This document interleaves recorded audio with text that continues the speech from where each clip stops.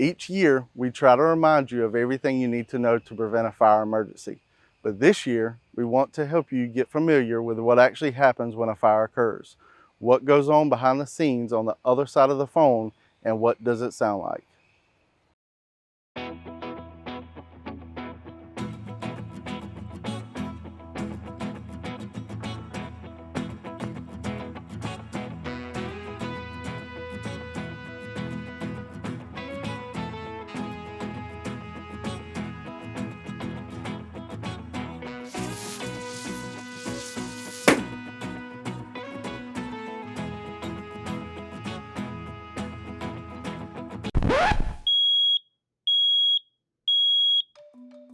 A smoke alarm is typically the first noise that you will hear if there's a fire.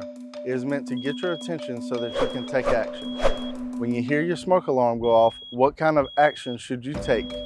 Should you A, take the batteries out of the alarm so it stops beeping? B, call 911 immediately?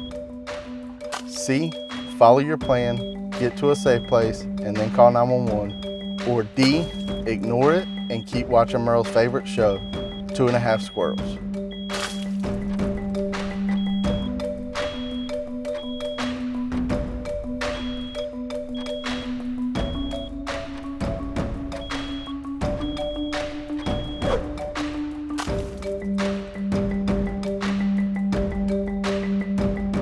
Always remember to follow your emergency plan and get to your meeting place, which should be a safe distance outside of your home.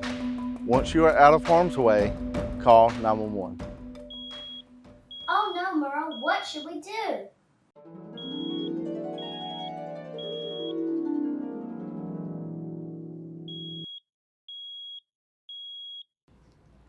Oh yeah, our emergency plan. We need to get to our meeting place.